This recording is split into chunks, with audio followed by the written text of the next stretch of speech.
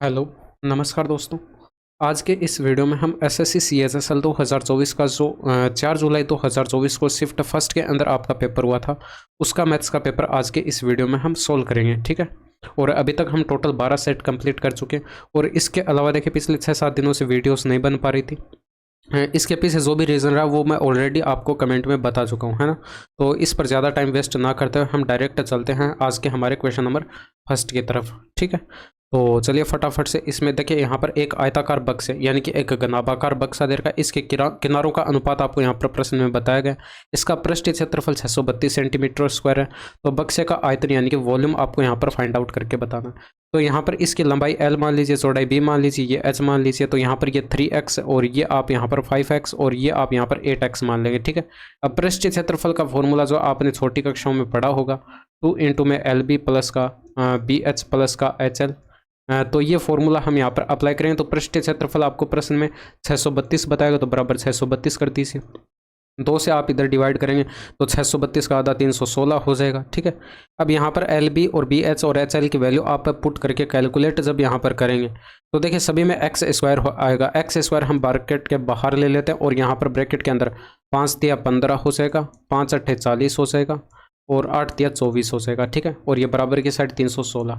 अब आप यहाँ पर देख सकते हैं एक्स स्क्वायर इंटू में ब्रैकेट के अंदर ऐड करेंगे तो ये आपके पास 64 और ये 15 यानी कि 79 आ जाएगा। और ये इक्वल टू जो है 316 है।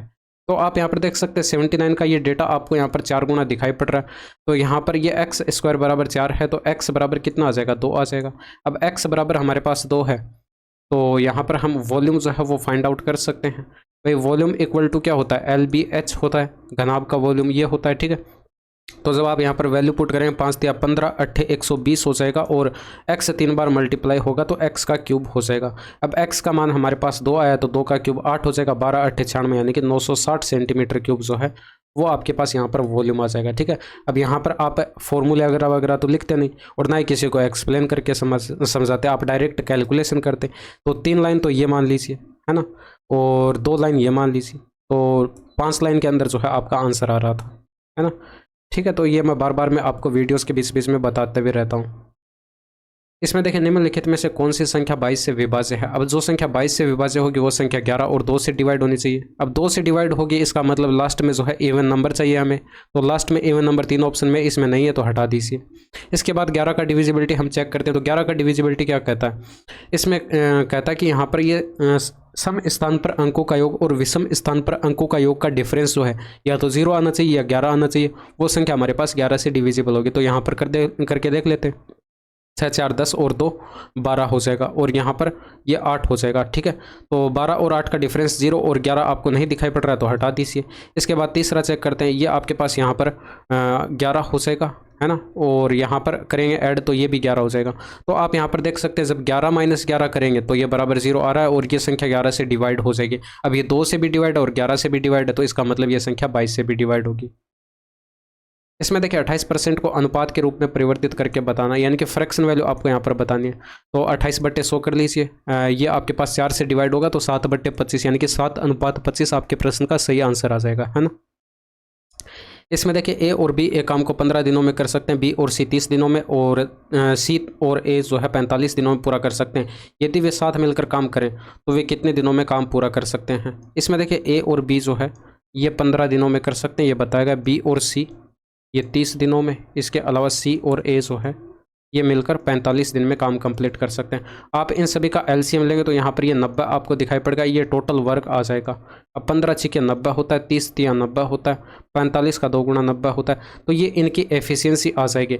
अब आप यहाँ पर देख सकते हैं, जब आप इन सभी को ऐड कराएंगे तो यहाँ पर 2A आएगा, 2B आएगा और यहाँ पर 2C आएगा। 2 हमने सब में से कॉमन ले लिया, ब्रैकेट में A + B + C बच जाएगा। ठीक है।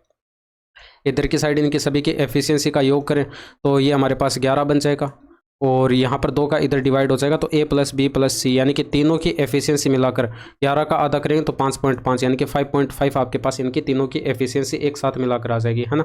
अब देखिए, आप इतना कुछ ज़्यादा लिखते नहीं, आपको यहाँ पर पता है। अगर आपने इस टाइप का प्रश्न पहले बना रखा है तो आप डायरेक्ट इनकी एफिशिएंसी ऐड करते और 2 का डिवाइड कर देते। तो अब यहाँ पर देख सकते हैं हमें ये काम जो है इन तीनों से मिलकर करवाना है। तो यहाँ पर ये टोटल टाइम जो लगेगा वो आपके पास यहाँ पर टोटल वर्क 90 यूनिट का था और ये कर रहे हैं यहाँ पर 5.5 की एफिशिएंसी से। तो कैलकुलेशन कर लीजिए, आपके पास आंसर आ जाएगा। अब यहाँ से दशमलव हटाएंगे तो ये ऊपर 0 आ जाएगा, 5 से डिवाइड करेंगे ये 11 आ जाएगा और ये ऊपर 180 आ जाएगा। तो 11 एकम 11 हो जाएगा, फिर 11 छः 66 और 4 बच गया बटे 11 आपके प्रश्न का सही जवाब हो जाएगा। अब इसमें देखिए, एक व्यक्ति अपने आय का 10% किराने के सामान पर और 10% दवाओं पर और 20% बच्चों की शिक्षा पर, 15% घर के किराए पर खर्च करता है और वह शेष राशि बचाता है। यदि उसकी मासिक आय 30,000 है तो उसकी बचत याद करके बतानी है।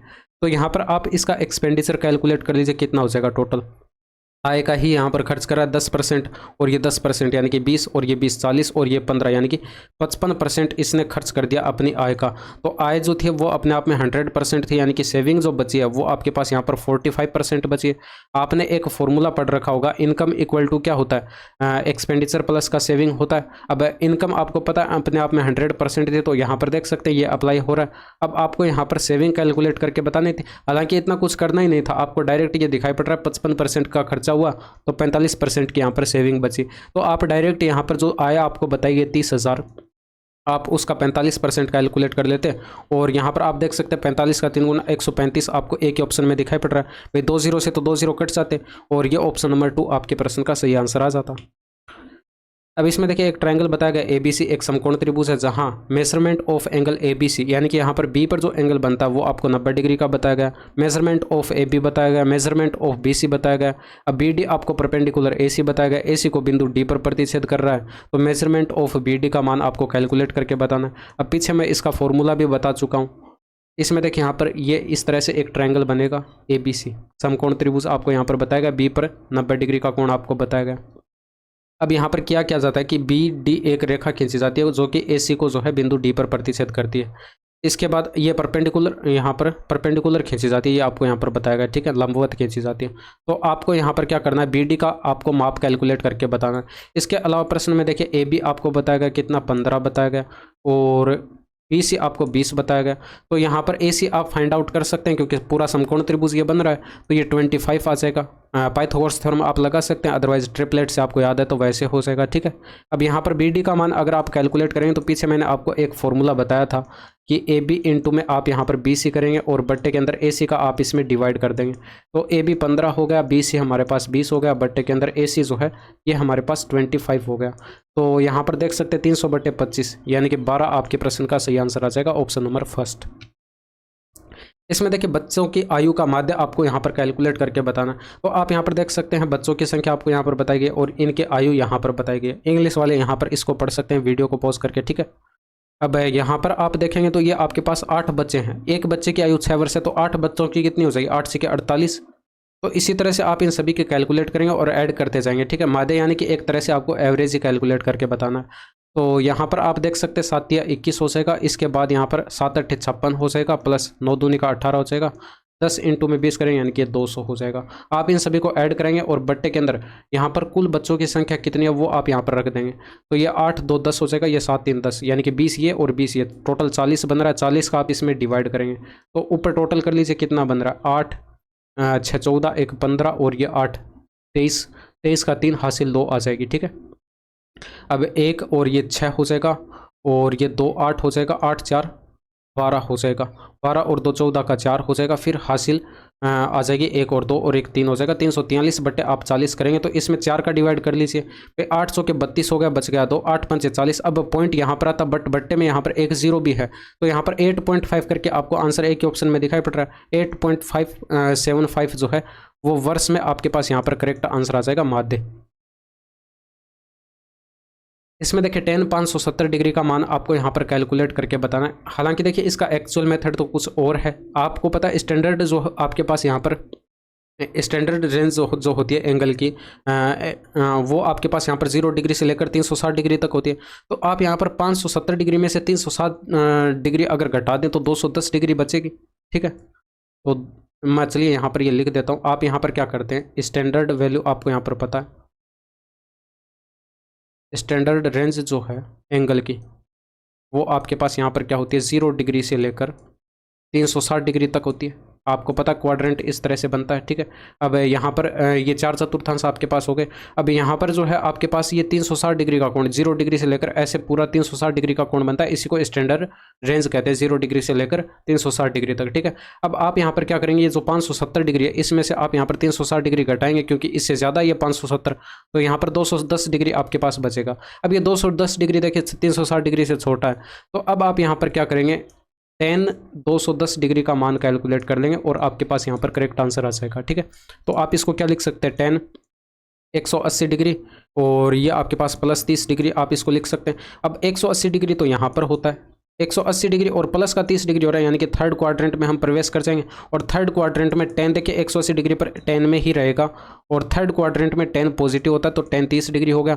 और tan 30 डिग्री का मान हमें पता है 1/tan√3 होता है, ठीक है। अब इसी को आप देखिए tan 210 डिग्री को कैसे लिख सकते हैं, tan 270 डिग्री माइनस का आप यहाँ पर कर सकते हैं 60 डिग्री, ठीक है।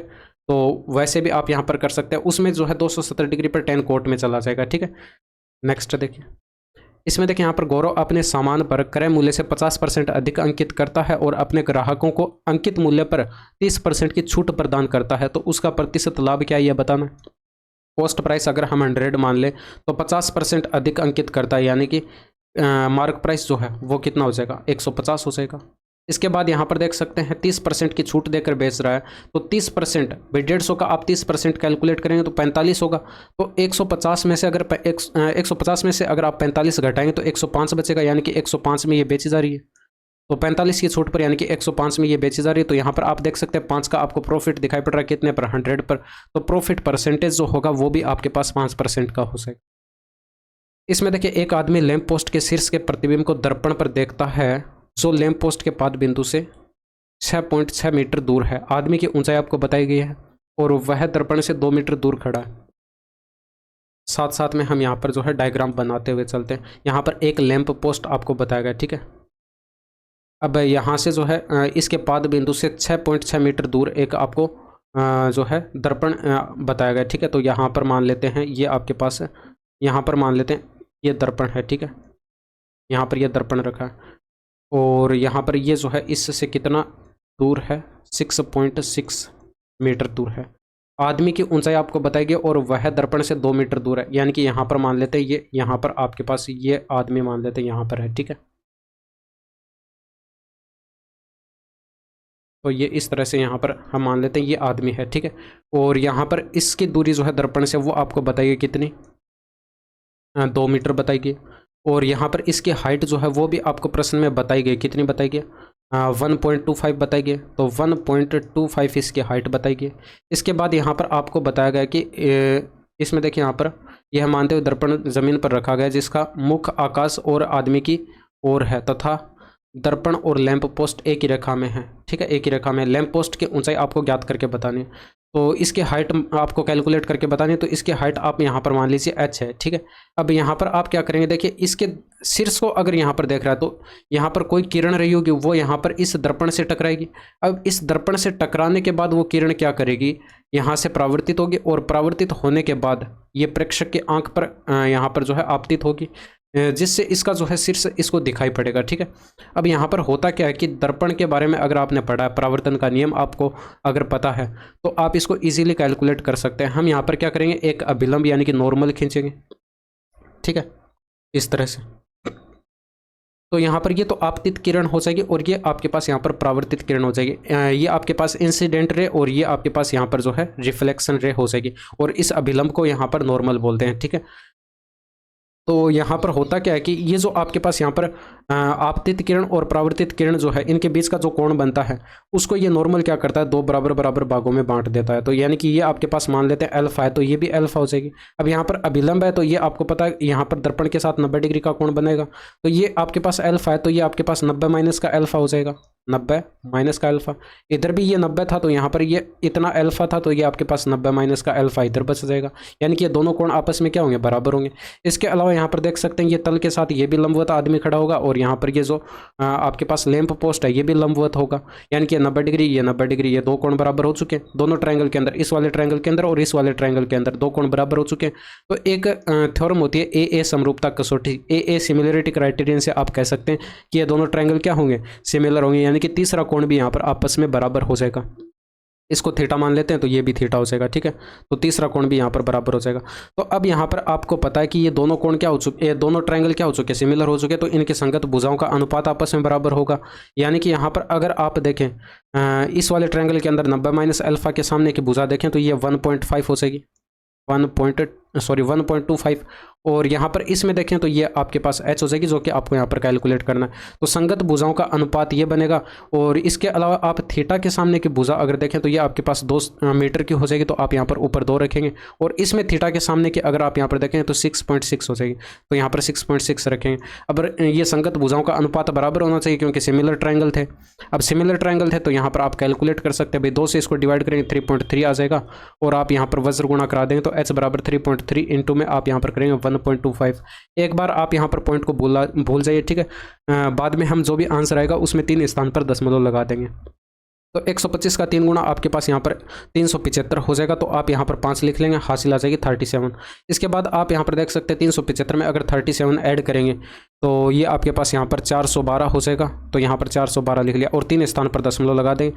तो ये अप्रोक्सीमेट आपको किसके दिखाई पड़ रहा है, 4.13 के अप्रोक्सीमेट दिखाई पड़ रहा है। तो आंसर आप यहाँ पर लगा सकते हो 4.13, ठीक है। अब इसमें देखिए 2 बोतलों के बीच एक राज्य के चुनाव में 83% मतदाताओं ने अपने मत डाले, जिनमें से 4% मतों को अवैध घोषित कर दिया गया। और दल ए को जो है 1,56,611 मत मिले, जो कुल वैध मतों का 83% था। उस चुनाव में नामांकित मतों की कुल संख्या ज्ञात करके बतानी। तो यहाँ पर कैलकुलेशन होगी। इसमें देखिए यहाँ पर ये जो x मान लेते हैं हम, यहाँ पर कुल मतदाताओं की संख्या थी, 83% ने मत डाला, तो इसका 83% कैलकुलेट करेंगे, यानी कि इतने मत डाले गए थे। अब इसमें से भी क्या हुआ कि 4% मतों को अवैध घोषित कर दिया गया, यानी कि 96% मत जो है वो आपके पास वैध मत यानी कि वैलिड वोट रहे होंगे। अब यहाँ पर वैलिड वोटों का ये 83% जो है ए ने प्राप्त कर लिया, जिनकी संख्या आपको प्रश्न में बताई गई है। यानी कि अगर आप यहाँ पर वैलिड वोटों का 83% कैलकुलेट करें तो ए को प्राप्त मतों की संख्या आ जाएगी, जो कि प्रश्न में यहाँ पर कितने बताए गए, 1,56,611, ठीक है। तो आप यहाँ पर कैलकुलेट कर लीजिए x बराबर क्या आएगा। तो x बराबर आप कैलकुलेट करेंगे तो यहाँ पर देखिए ये 6 जीरो आएंगे, वो आप यहाँ पर इधर की साइड भेज देंगे। तो मैं यहाँ पर जो है डायरेक्ट ये कैलकुलेशन कर देता हूँ। यहाँ पर ये 1.15611 और इसके आगे जो है 6 जीरो लगा लेते हैं, ठीक है। तो ये 6 जीरो हो गए। और इसके बाद यहाँ पर क्या करेंगे, इसमें आप यहाँ पर डिवाइड करेंगे 83 इंटू में 83 करेंगे। 2 संख्याओं का स्क्वायर निकालने की ट्रिक अगर आपको पता है तो आप इनका स्क्वायर निकाल लेंगे। 3 का स्क्वायर करेंगे 9 हो गया, 8 तिया 24, 24 का 2 गुना 48 हो जाएगा, फिर हासिल आएगी 4, 8 का स्क्वायर 64 और ये 4 68 हो जाएगा, ठीक है। अब आप यहाँ पर क्या करेंगे, 6889 के आप यहाँ पर गुणा कराएंगे 96 से, इस 96 से भी गुणा करेंगे। 96 को आप क्या लिख सकते हैं, 100 माइनस का 4 लिख सकते हैं। तो जब आप इसके साथ गुणा करेंगे तो ये आपके पास यहाँ पर देखिए इसके ब्रैकेट के अंदर गुणा करेंगे तो ये 6889 के आगे हम 2 जीरो लगा देंगे और इसमें से इसका 4 गुणा माइनस कर देंगे। 9 चौके 36 का 6 हो गया, हासिल 3, ये 35 हो जाएगा, हासिल 3 आएगी। ये 35 का फिर 5 हो जाएगा, हासिल 3 आएगी। और 6 चौके 24 और 3 27 हो जाएगा। इसमें से माइनस कर दीजिए इसको, तो यहाँ पर ये 4 बच गया और ये 4 बच जाएगा और यहाँ पर ये 8 में से 5 गया, 3 बच गया और यहाँ पर 1 बच गया और ये 6 बच गया। इसके बाद यहाँ पर ये 6 बच गया, ठीक है। तो आप इसका ही इसमें डिवाइड करेंगे, ठीक है, क्योंकि ऊपर मल्टीप्लाई कराने के बाद हमारे पास वैल्यू ये आएगी जो कि इधर आकर इसके बट्टे में आ जाएगी। तो आप यहाँ पर इसमें डिवाइड करेंगे 6,006, ये 6,61,344 का आप इसमें डिवाइड करेंगे, ठीक है। तो आप अब यहाँ पर ऑप्शन की सहायता ले सकते हैं। ऑप्शन में आप यहाँ पर देख सकते हैं, ऑप्शन में आपको दिखाई पड़ रहा है सभी में 2-2 आ रहा है स्टार्टिंग में, यानी कि 2 बार भाग जाना तय है। तो 2 बार भाग जाना तय है तो इसका 2 गुणा करके हम इसमें भाग लगा देते हैं। तो ये 3 और 3 6 अंकों की संख्या, तो 2 गुणा करेंगे 7 अंकों की संख्या हो जाएगी। तो यहाँ से लिखना स्टार्ट करते हैं। 4 दूनी 8 हो जाएगा, 4 दूनी 8 हो जाएगा, 3 दूनी 6 हो जाएगा, 2 एकम 2 हो जाएगा, 6 दूनी 12 और ये 13 हो जाएगा। आप इसमें से माइनस कर देंगे, इसको 2 बच गया, ये 10 में से ये आपके पास 2 बच जाएगा और यहाँ पर 10 में से 6 गया, ये 4 बच जाएगा। इसके बाद यहाँ पर 5 में से 2 गया, ये 3 बच जाएगा और यहाँ पर आप करेंगे तो ये 6 में से 2 गया, 4 बच गया और यहाँ पर जो है 2 बच जाएगा, ठीक है। अब आप यहाँ पर देख सकते हैं 1 जीरो आगे उतार लेंगे और इसमें आप यहाँ पर देखेंगे तो क्या इसमें 5 बार भाग चला जाएगा, क्योंकि इसके बाद सबसे बड़ी वैल्यू 5 है। तो यहाँ पर देखिए 6 पंचे 30, यानी कि यहाँ पर 30 लाख के अप्रोक्सीमेट ये चला जाएगा, 30 लाख के अप्रोक्सीमेट चला जाएगा, यानी कि इसका भाग 5 बार नहीं जाएगा, तो इसको हटा देंगे। अब यहाँ पर बाकी जो ऑप्शन बचे उसमें 3-3 आ रहा है, यानी कि यहाँ पर 3 बार भाग जाएगा। तो कैलकुलेटिव काफ़ी ज़्यादा हो जाएगा ये क्वेश्चन, ठीक है। बाकी यहाँ पर देखिए एक स्थान आगे तक और कैलकुलेशन कर लेते तो हमारे पास आंसर आ जाएगा। तो यहाँ पर आप देख सकते हैं ये आपके पास यहाँ पर जो है भाग 3 बार जाना तय है। तो यहाँ पर इसकी 3 की गुणा करा के हम यहाँ पर नीचे लिख लेते हैं। 4 तिया 12 हो जाएगा, ये 13 का 3 हो जाएगा, हासिल 1 आएगी, 9 1 10 हासिल आ जाएगी। ये आपके पास 1 और 3 1 4 हो जाएगा, 6 तिया 18 हो जाएगा, और ये 19 हो जाएगा। इसमें से आप इसको माइनस कर देंगे, ये 8 बच गया। और यहाँ पर करेंगे तो ये 11 में से 3 गया, 8 बच जाएगा। फिर यहाँ पर 1 बच जाएगा और ये 0 बच जाएगा। और यहाँ पर 13 में से 8 गया, ये 5 बच जाएगा। और यहाँ पर 23 में से 19 चला गया, ये 4 बचेगा, यानी कि 45। ये आपके पास 4 लाख आ गया, ठीक है। आगे एक 0 उतारेंगे, ठीक है। तो ये आपके पास 45 लाख हो चुका है। अब यहाँ पर देखिए इसका भाग लगाएंगे तो सबसे बड़ी वैल्यू इसमें देखिए 6 है, तो 6 का आप इसमें गुणा करा कर देखिए, 6 छंग 36 और 6 छंग 36, यानी कि ये अप्रोक्सीमेट 39 लाख बनेगा। तो यहाँ पर 6 बार भाग चला जाएगा और ऑप्शन नंबर 3 आपके प्रश्न का सही आंसर आ जाएगा। आगे क्या आएगा हमें नहीं मतलब, हमें 3 अंकों तक कैलकुलेट करना था। ऑप्शन नंबर 3 आपके प्रश्न का सही आंसर हो जाएगा। तो काफ़ी ज़्यादा कैलकुलेटिव क्वेश्चन था, आप इसको देखते ही स्किप कर देते तो ज़्यादा बेटर रहता, ठीक है। इसमें देखिए शहर में 6 माह के दौरान हुई कुल दुर्घटनाओं के सापेक्ष में अप्रैल माह में हुई दुर्घटनाओं का प्रतिशत आपको बताना है कितना होगा, और ये निकटतम पूर्णांक तक आपको पूर्णांकित करके बताना है, ठीक है। तो इंग्लिश वाले यहाँ पर इसको पढ़ सकते हैं, बाकी डेटा आपको हिंदी वाले में क्लियर दिखाई पड़ रहा होगा। इसमें देखिए यहाँ पर आपको 6 माह का यानी कि सभी का टोटल करना पड़ेगा, और अप्रैल में आपको यहाँ पर देखना टोटल कितनी दुर्घटनाएं, 43 दुर्घटनाएं। ये 43 टोटल कुल घटनाओं का कितना % है वो आपको कैलकुलेट करना है। तो 43 और 27 कितना हो जाएगा, 70, और ये 30 100 हो जाएगा। और यहाँ पर करेंगे तो ये आपके पास 60 बनेगा, 60 और ये 19 यानी कि 79 हो जाएगा। तो 179 आपके पास टोटल बना, उसका ये 43 कितना % है यही आपको कैलकुलेट करना था। तो आप इसको देखिए अप्रोक्सीमेट कैलकुलेट कर लेंगे। आप यहाँ पर क्या करेंगे, 4300 जो है इसके बट्टे में यहाँ पर देखिए ये 179 जो है इसको अप्रोक्सीमेट अगर हम 180 के करीब मान लें, ठीक है। तो यहाँ पर देखिए हमने बट्टे के अंदर वैल्यू को बढ़ाया है, तो हमारा जो आंसर आएगा वो हल्का सा कम आएगा, ठीक है। तो उससे हम जो भी हल्का सा आंसर ज़्यादा होगा उसको टिक करेंगे। अब यहाँ पर देखिए 180 हमने मान लिया, तो आप इसमें 0 से 0 काट देंगे, 18 का इसमें डिवाइड कर दीजिए, 18 दूनी 36 हो जाएगा। फिर बच गया 7 उतारेंगे 0, 18 4 72, 4 बार जाएगा नहीं, 18 3 54। अब 23 पॉइंट करके समथिंग आपके पास आंसर बनेगा। मैंने आपको बताया था कि हल्का सा आंसर कम आएगा, यानी कि 23 पॉइंट से हल्का सा आंसर हमारे पास ज़्यादा होगा। तो यहाँ पर 24% जो है वो आपके प्रश्न का सही आंसर हो जाएगा ऑप्शन नंबर 2 के अंदर, क्योंकि यही आपके पास 23 पॉइंट से हल्का सा ज़्यादा आपको दिखाई पड़ रहा है, ठीक है। अब इसमें देखिए 1951 से 2001 तक जनसंख्या में कितने प्रतिशत की वृद्धि। तो 1951 आप यहाँ पर इसको इंग्लिश में भी पढ़ सकते हैं, what is the percent increase in population from 1951 to 2001। तो यहाँ पर आप देख सकते हैं इसमें 1951 के अंदर अगर आप यहाँ पर देखें तो ये 25 आपको दिखाई पड़ रहा है। इसके अलावा आप यहाँ पर 2001 के अंदर देखें तो ये आपको यहाँ पर 61 दिखाई पड़ रहा है। अब यहाँ पर आपको देखिए कितने प्रतिशत की वृद्धि हुई ये बताना था, तो आपको यहाँ पर कितने का इंक्रीमेंट दिखाई पड़ रहा है, 36 का इंक्रीमेंट आपको यहाँ पर दिखाई पड़ रहा है। तो 36 का इंक्रीमेंट हुआ कितने पर, 25 पर, और गुणा 100 कराते हैं तो ये आपको यहाँ पर अब दिखाई पड़ रहा है 144% आपके प्रश्न का सही आंसर आ जाएगा, क्योंकि 100 कटेगा 25 से 4 बार और 36 का 4 गुना कितना होता है, 144 होता है। अब इसमें देखिए केंद्र टी और 8 सेंटीमीटर त्रिज्या वाला एक वृत्त आपको बताया गया, केंद्र से 17 सेंटीमीटर की दूरी पर स्थित बिंदु के से 2 स्पर्श रेखाएं के ई और के आई खींची गई हैं, और चतुर्भुज टी ई के आई का क्षेत्रफल कितना है ये आपको यहाँ पर बताना है। तो यहाँ पर जो है आप क्या करेंगे, एक वृत्त बना लेंगे। इसमें जो है आपको इसका केंद्र जो है टी बताया गया, इस वृत्त का केंद्र आपको यहाँ पर टी बताएगा, और इस के केंद्र टी से जो है दूर स्थित कोई बिंदु के आपको यहाँ पर बताया गया, ठीक है। तो यहाँ पर मान लेते हैं ये बिंदु यहाँ पर के है, जो कि यहाँ पर इसके केंद्र से जो है 17 सेंटीमीटर की दूरी पर आपको बताया गया। इसके अलावा यहाँ पर इस बिंदु से इस वृत्त पर 2 स्पर्श रेखाएं खींचते हैं, जो कि आपको यहाँ पर के ई और के आई बताई गई है, ठीक है। ये के ई हो जाएगी और ये के आई।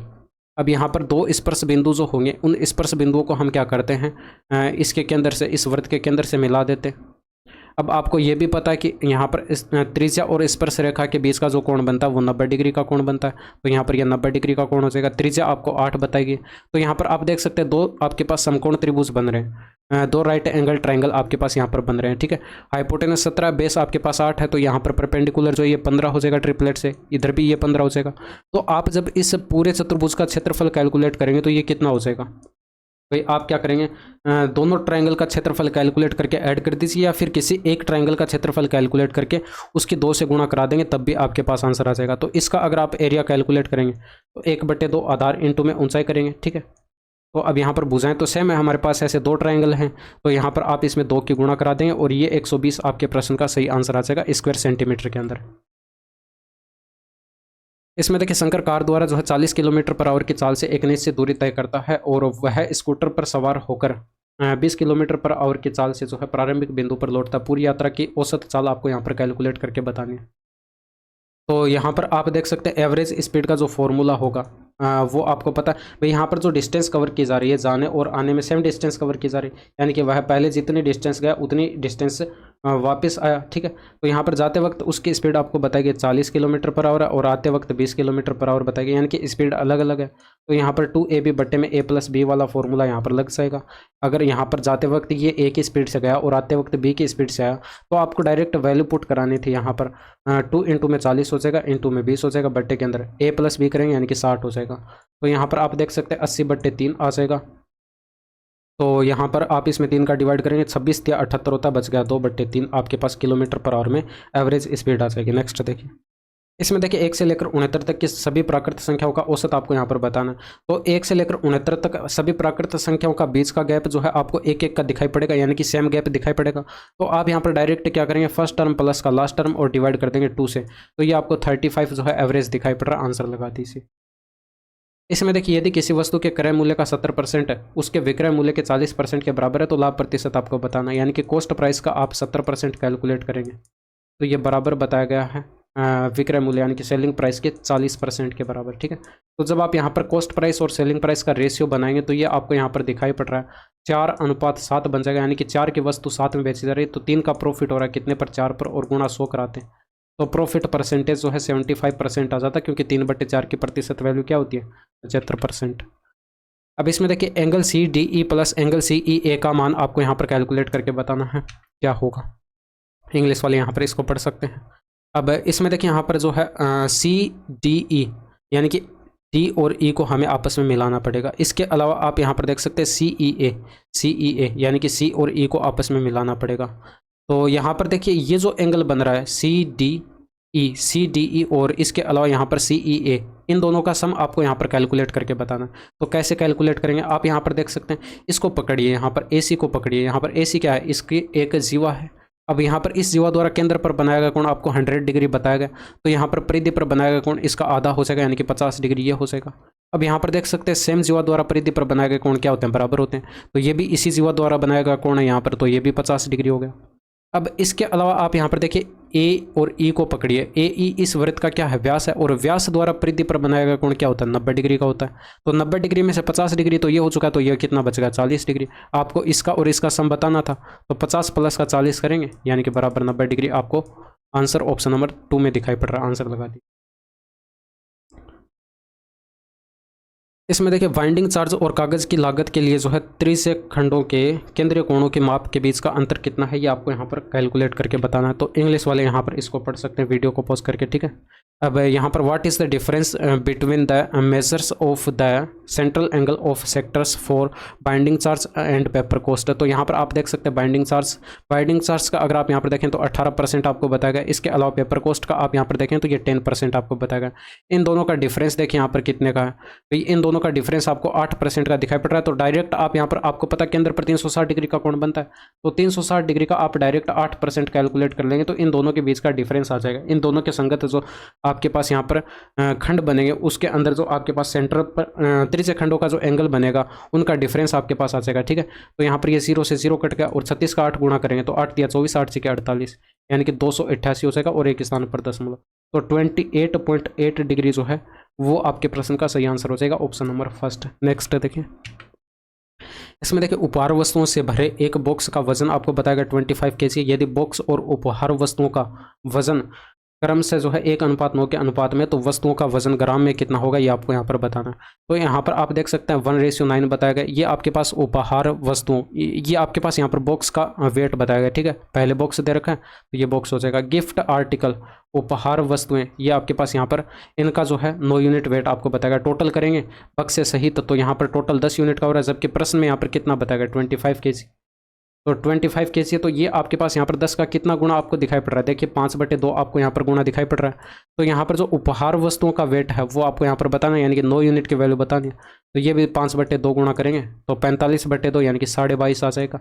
ये किलो में आया, तो आप इसको ग्राम में कन्वर्ट करेंगे तो 1000 से गुणा करेंगे, यानी कि आपके पास यहाँ पर 22,500 ग्राम जो है वो आपके पास करेक्ट आंसर हो जाएगा। नेक्स्ट देखिए, इसमें देखिए धातु के 3 ठोस घनों की भुजाएं आपको बताया गया, इन्हें पिघलाकर एक नया घन बनाया गया है और इस नए घन का पृष्ठीय क्षेत्रफल कितना होगा ये आपको यहाँ पर बताना है।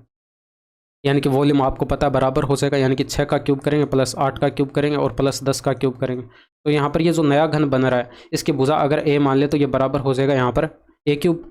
तो यहाँ पर आप इनको कैलकुलेट करेंगे तो यहाँ पर देखिए 6 का क्यूब 216, 8 का क्यूब 512, 728 हो जाएगा टोटल। और यहाँ पर ये 1000 यानी कि 1728 टोटल बन रहा है। तो भुजा क्यूब बराबर 1728। तो आप यहाँ पर भुजा बराबर कितना लिख सकते हैं? 12 लिख सकते हैं। अब यहाँ पर भुजा आपके पास 12 आ चुकी है, तो इसका पृष्ठीय क्षेत्रफल यानी कि 6 गुणा भुजा स्क्वायर आपको कैलकुलेट करके बताना है। यानी कि 6 गुणा 144 करेंगे तो यूनिट डिजिट आपको 4 एक ऑप्शन में दिखाई पड़ रहा है, तो 864 सेंटीमीटर स्क्वायर आपके प्रश्न का करेक्ट आंसर हो जाएगा। इसमें देखिए वर्ष 2000 में मोनू की आयु जो है उसकी बहन की आयु की 3 गुना थी, यानी कि उसकी बहन सिस्टर को एस से मान लेते हैं और ये मोनू है एम से मान लेते हैं। ठीक है, अब ये 1 यूनिट है तो इसका 3 गुना, यानी कि आपके पास मोनू की आयु है, यानी कि 3:1 के रेशियो में इनकी आयु बताई गई है। ठीक है, 2010 में उनकी आयु उसकी आयु जो है उसकी बहन की आयु से 24 वर्ष अधिक थी। अब यहाँ पर देखिए 2000 के अंदर इनकी आयु जो भी थी 10 वर्ष बाद जाएंगे तो उतना ही गैप यहाँ पर रहेगा, यानी कि जितना गैप उनकी आयु का पहले था 2000 के अंदर था उतना ही गैप 2010 के अंदर रहेगा। भाई आज अगर मान लेते हैं वह 2 वर्ष बड़ा है तो यहाँ पर 10 साल बाद भी जाएंगे तो वो 2 वर्ष बड़ा ही होगा, यानी कि यहाँ पर गैप समान रहेगा। तो यहाँ पर रेशियो के अगर अकॉर्डिंग आप यहाँ पर देखें तो यहाँ पर 2 का डिफरेंस आपको दिखाई पड़ रहा है, जबकि प्रश्न में यहाँ पर जो है 24 वर्ष अधिक बताया गया।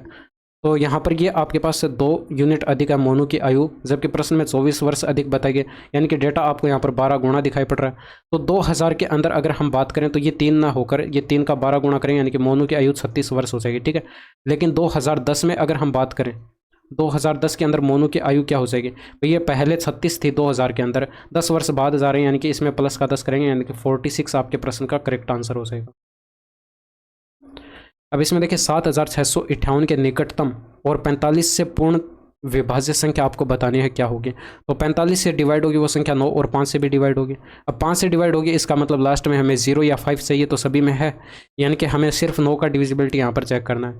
तो आप यहाँ पर देख सकते हैं 6 और 6 12 और यहाँ पर 7 19, ये 9 से डिवाइड नहीं है, और 6 4 10 और ये 5 4 9 काट दीजिए, 7 6 13, ये भी आपके पास यहाँ पर 9 से डिवाइड नहीं है। 6 4 10 और 7 13, 6 4 10 और 7 17, ये भी आपके पास 9 से डिवाइड नहीं है। यहाँ पर करेंगे तो 6 5 11 और ये 7 18, ये 9 से डिवाइड आपको दिखाई पड़ रही है। तो ऑप्शन नंबर 4 आपके पास करेक्ट आंसर हो जाता। हालांकि देखिए 3 ऑप्शन चेक कर चुके हैं तो बचा एक ही ऑप्शन था, आप डायरेक्ट आंसर टिक कर देते। इसमें देखिए एक घड़ी 550 नकद या किस्त योजना में 250 रुपये नकद डाउन पेमेंट और 1 महीने बाद 310 रुपये में बेची जाती है। किस्त योजना में लिए जाने वाले ब्याज की दर आपको यहाँ पर कैलकुलेट करके बतानी। देखिए यहाँ पर ये 550 की यहाँ पर जो है घड़ी थी, इसको नकद या किस्त योजना पर यानी कि 250 रुपये के नकद डाउन पेमेंट, यानी कि यहाँ पर अगर आप 550 में से 250 घटाएंगे तो 300 रुपये में ये बेची जा रही थी। ठीक है, लेकिन यहाँ पर 1 महीने बाद जो है यहाँ पर 310 में बेची जाती है, यानी कि आप यहाँ पर देख सकते हैं कितने अधिक में बेची गई, 10 अधिक में बेची जा रही है। यानी कि 1 महीने के अंदर यहाँ पर जो ब्याज लिया जा रहा है इसका मतलब यहाँ पर 10 रुपये का जो है ब्याज 1 महीने के अंदर लिया जा रहा है। 1 महीने के अंदर 10 रुपये का ब्याज लिया जा रहा है, जबकि हम रेट ऑफ इंटरेस्ट कैलकुलेट करते हैं वो वार्षिक कैलकुलेट करते हैं, यानी कि 1 ईयर के अंदर कितना ब्याज लिया जाएगा। आप यहाँ पर देख सकते हैं 1 साल के अंदर 12 महीने होते हैं, तो 12 × में 10 करें यानी कि 120 का ब्याज लिया जाएगा। तो यहाँ पर रेट ऑफ इंटरेस्ट अगर आप कैलकुलेट करेंगे तो 120 का ब्याज लिया जा रहा है, कितने पर? 300 पर। तो यहाँ पर 300 कर दीजिए और गुणा 100 करेंगे तो ये प्रॉफिट परसेंटेज जो है सॉरी यहाँ पर ये रेट ऑफ इंटरेस्ट जो है वो आपको 40% दिखाई पड़ रही है। ऑप्शन नंबर 3 जो है ये आपके प्रश्न का करेक्ट आंसर हो जाएगा। इसमें देखिए यदि एक बेलन के आधार का व्यास और वक्र पृष्ठीय क्षेत्रफल आपको क्रम से बताए गए तो बेलन का संपूर्ण पृष्ठीय क्षेत्रफल आपको कैलकुलेट करके बताना है क्या होगा। देखिए व्यास बताएगा तो यहाँ पर त्रिज्या आपको पता कितनी हो जाएगी, 7 हो जाएगी आधी। ठीक है, अब यहाँ पर पृष्ठीय क्षेत्रफल की बात हो रही है तो पृष्ठीय क्षेत्रफल 2 पाई आर एच होता है, यानी कि 22/7। 2 इंटू में 22/7 इंटू में आर का मान 7 रखेंगे इंटू में हाइट एच, और ये वक्र पृष्ठीय क्षेत्रफल जो है वो आपको प्रश्न में 352 बताया गया। तो यहाँ पर ये बराबर 352 कर देंगे, तो ये 7 से 7 कट जाएगा। इसके अलावा आप यहाँ पर देख सकते हैं 2 से इसको डिवाइड करेंगे, 2 का आधा करेंगे, भाई 17 दूनी 34 हो जाएगा, 6 दूनी 12, 176 आ जाएगा। 22 8 176 होता है, तो एच बराबर हमारे पास कितना मिल गया, 8 मिल गया।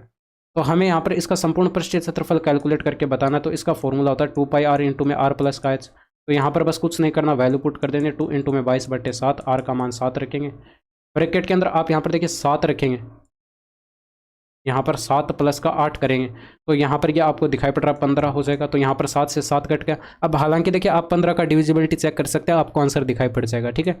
बट यहाँ पर कैलकुलेट करें तो ये 44 इंटू में 15 हो जाएगा, 15 चौके 60 होता है, यानी कि 660 सेंटीमीटर स्क्वायर आपके प्रश्न का सही आंसर आ जाएगा। तो कैलकुलेशन भी आसान थी, ठीक है। तो ये थे पूरे 25 क्वेश्चंस, और यहाँ तक की वीडियो कैसी लगी कमेंट करके ज़रूर बताएगा। बाकी मिलते हैं आपसे नेक्स्ट वीडियो में। That's all for today, thank you, धन्यवाद, बाय बाय, टेक केयर।